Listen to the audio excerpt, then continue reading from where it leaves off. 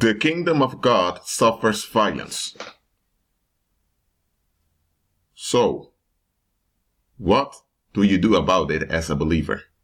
First, you acknowledge that it happens, because that's the report we received from Christ. His kingdom, it means his people that walk in his power are the target of violence. That's what they are in this world. When you look at this world carefully, throughout the centuries, the evil spirits, through the human sellouts, the elites, construct the world in such a way that if you would ever walk by faith, that means if anyone would ever find Christ, or let's say if someone would ever become born again and begin to walk by faith, things would be very hard for them. Just think about it. This world system is a prison. If you haven't figured that out yet, you've been asleep. This world system is one gigantic hoax. It's a hoax that keeps the population in a state of anxiety, that is a state of fear. So it's against God anyway because it's fear-driven.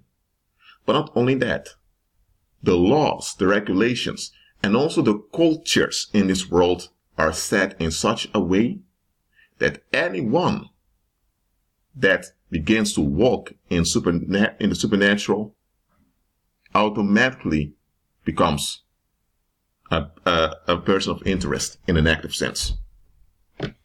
Okay, I'm going to give a parable now. Let's say that, let's take for example Colombia shortly after their independence from Spain. There were promises against the enslaved black population that slavery would be abolished. And let's say that there was this law that required slave owners to release their slaves. But there were conditions to secure the well-being of the slaves after they've been released. For example, a slave that was about to be released to become a free man or a free woman should have housing, they should have a job, and they should have a secured position in society.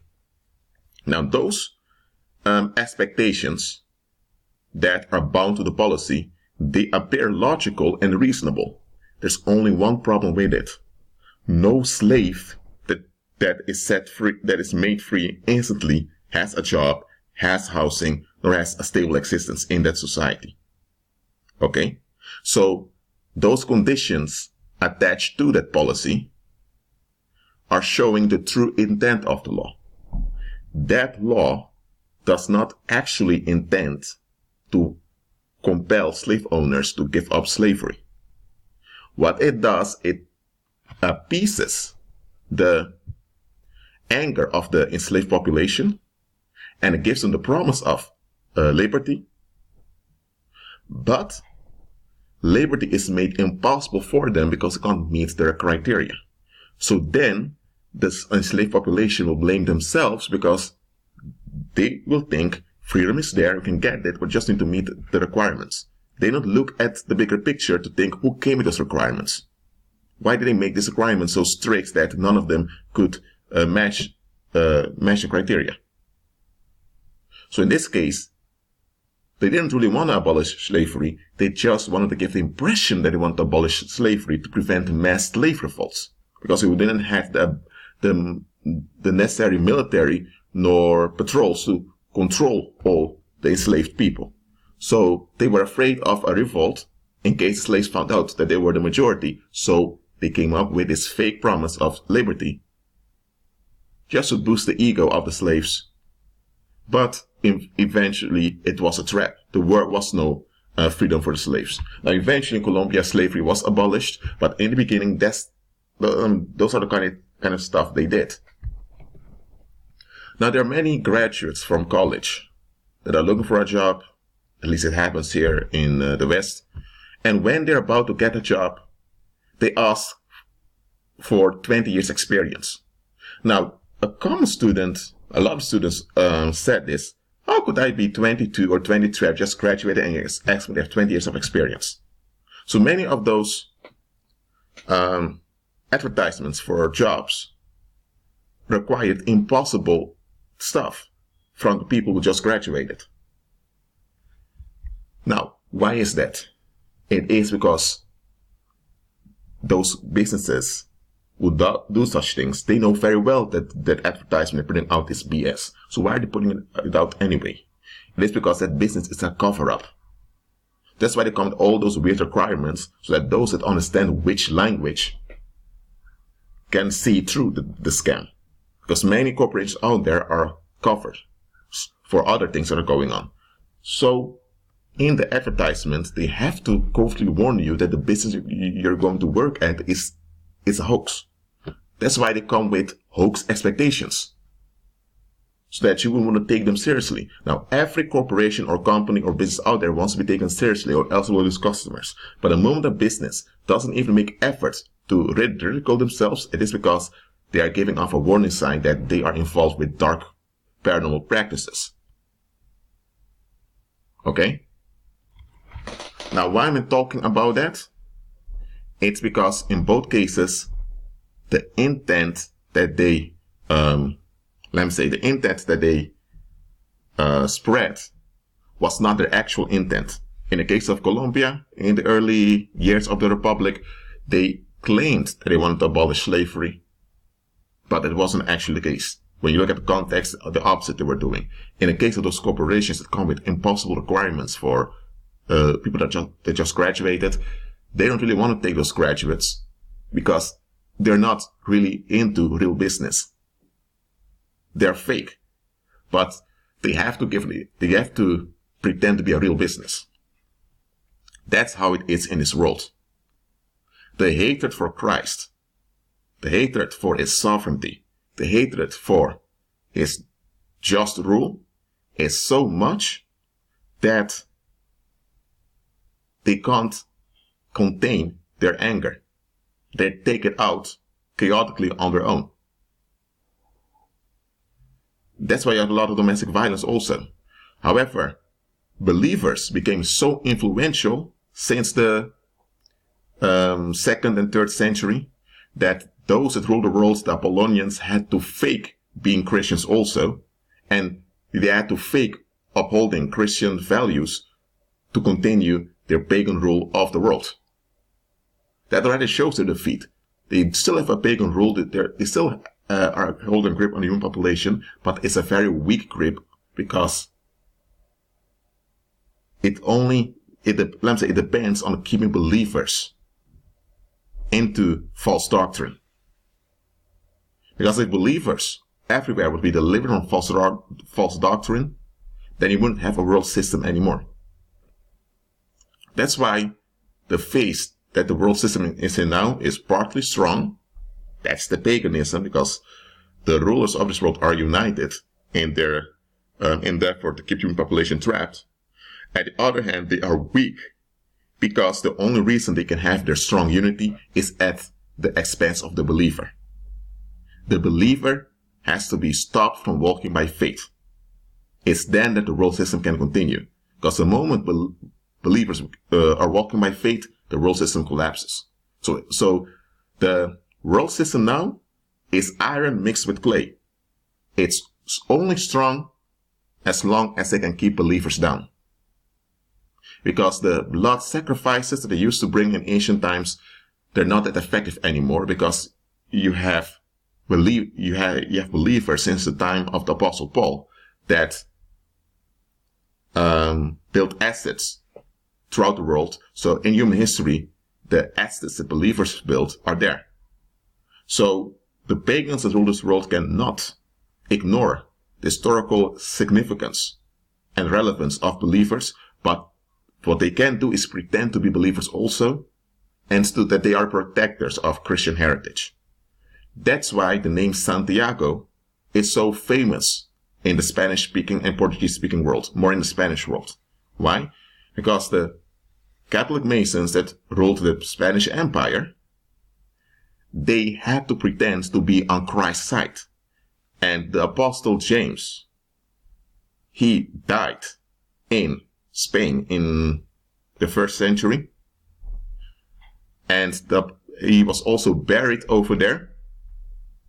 So the Catholic Church began to use the name Santiago, which means Holy James, everywhere to give the impression that they are on Christ's side. And that's why it's quite ironic. They pretend to be on the side of Christ, but by doing that, they are spreading Christ's word. Even when, so actually, their resistance against Christ by pretending to be on Christ's side is working in the favor of the gospel. So, the Apostle James, his name is now known by millions throughout human history, hundreds of millions, and by many millions today also, because many cities and places are named after him. So actually they promoted the heritage of a believer because they had to pretend to be on Christ's side. So that's the condition now. They have to pretend to be on Christ's side or else it all fails. Because if they don't pretend to be on Christ's side and they come open out with their Apollonian and sexual violence on the masses, most of the masses, even if they are depraved, would revolt and everything falls apart. And even commoners don't want this to happen. So they have to have this facade of righteousness while mocking believers. And at the same time, they need to keep believers distracted and entertained with worldly things so believers won't walk by faith. That's the condition. Now, that's why believers are the main target of the world. Haven't you noticed that you have people that used to be child molesters, they used to be drug dealers, they used to be wife beaters, whatever. You have people who were so involved in heavy crime, they get supplies from the governments and from churches, and they are rehabilitated quickly. Okay? But now let's look at a following thing. When someone, he doesn't even have to be a believer, but if someone begins to walk in natural autonomy, when they come with business and trade models that enable people to be more free, what happens to them? They're shut down. People ridicule them. But when you have a believer that is active in the economy, he has economic relevance. What's going to happen? Common folks will do whatever they can to destroy that reputation of believer. They will come with all kinds of smear campaigns. And then you have the leaders that will enable the commoners covertly. And they will try to discourage the believer from operating in his Christ-given talent. So the believer automatically is singled out as the culprit. No matter the situation. It is because this world cannot handle it and believers begin to walk by faith. Because it goes like this. They now, that means those who rule this world, as well as those that keep the world going, the enablers, they need the good quality of believers.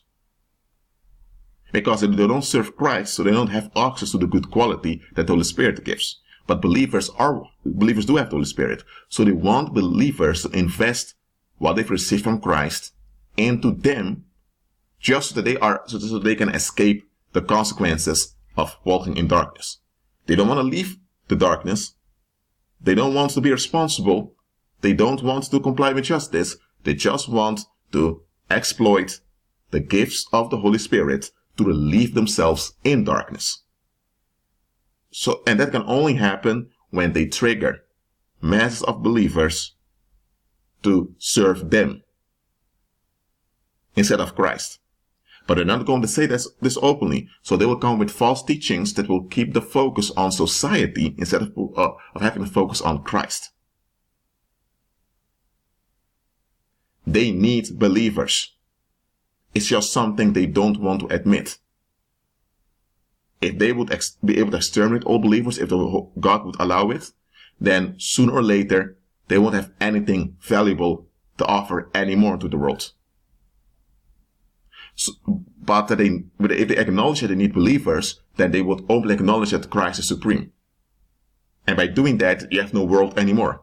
By doing that, common people don't have an escape anymore. So both common people as well as the leaders of the world have to some extent, keep believers happy. That's why I'm telling you to always look at the bigger picture. There are times, there are times those out of the world will show so much interest in you. But it's not genuine interest in you, nor in the Lord who sponsors you. They want to know what your capacities and assets are so they can use that information to hinder and exploit you.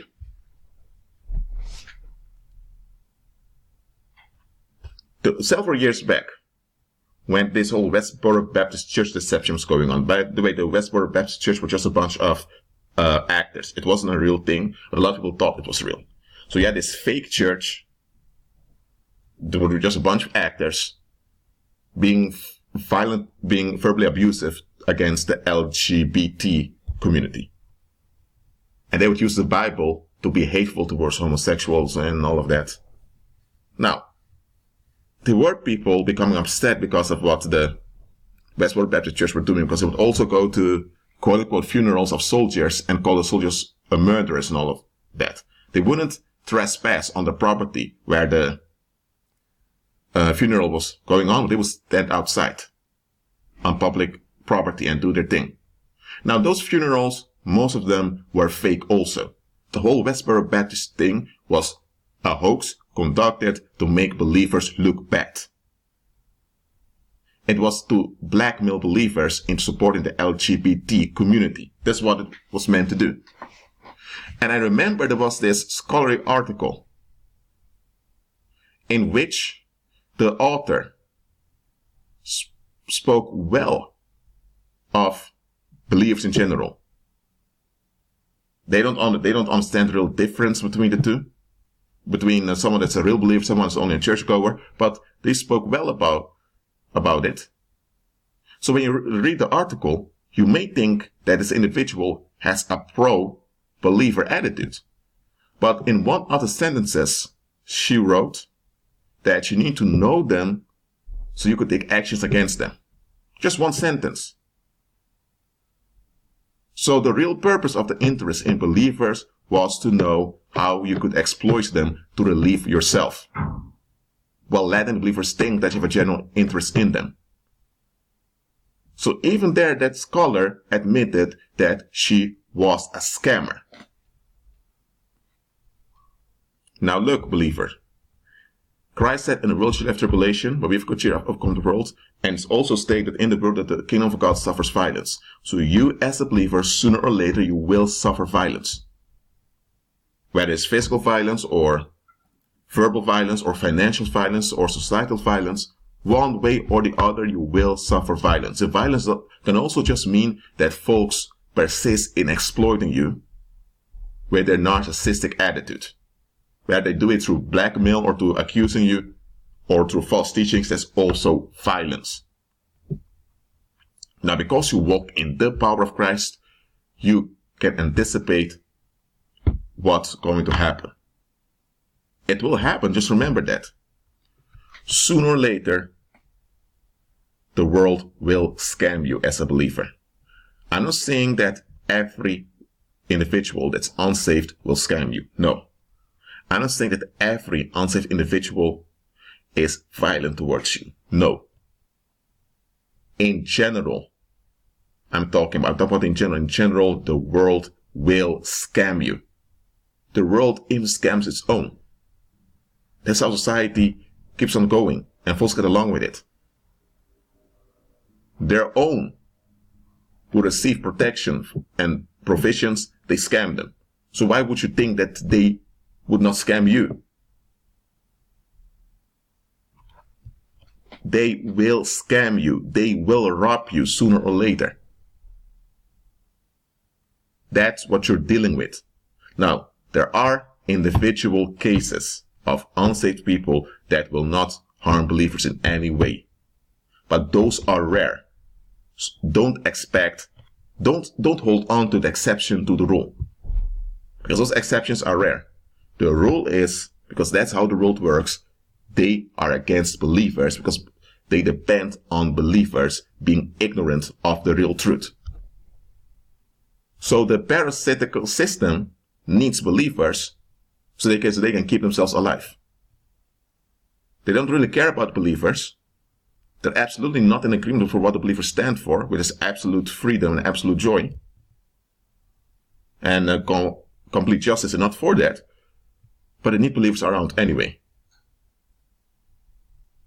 So, don't be surprised when people suddenly turn on you because they can't keep up the facade of being on good terms with you anymore. Because that resistance against Christ, which is resistance against reality, is eating them up on the inside. And it is actually destroying them on the inside. So they can fake being on good terms with you, but eventually what they have on the inside is devouring them. And they're the ones holding on to it because they're the ones who don't want to change their attitude. So don't be surprised when they suddenly blame you for that, because they will. You will be scammed. You will be robbed. You will suffer violence. That's what Christ said. That's why you need to learn to anticipate it. Okay? So stop expecting an economic bubble. Stop holding on to this false promise of acceptance that the world dangles before you like a carrot. Because there are even people of the world, unbelievers, that see through this BS. That's all a hoax. You are living in a freak show, in a tragedy that has been kept alive throughout the centuries through victimization, and mainly the victimization of believers. Be wise as a serpent. Don't just resist people openly or go against things just like that. Sometimes pretend to get along with the BS just so you can overrule and overcome the BS. You should be far more intelligent and wiser than those serpents in the world. That's why Christ said, be wise as a serpent. Remember when Pharaoh's wizards, they changed 2 staffs into serpents? Now, because Moses did it with his staff, and then they copied it. Now, Moses' rod, his rod that he had, devoured the rods of Pharaoh. That's how your intelligence and your understanding ought to be. Be wise as serpents and innocent as doves. That implies unlearned self-defense, self-respect, boundaries, principles. Unlearn all the worldly concepts that will trap you. Okay? And sometimes pretend to get along with the BS of the world, just not to start conflict, just because sometimes confronting obvious things may lead to explosions of violence. So you don't do that, but still you overrule what's going on. Well, that's it for now. Keep agreeing with Christ and be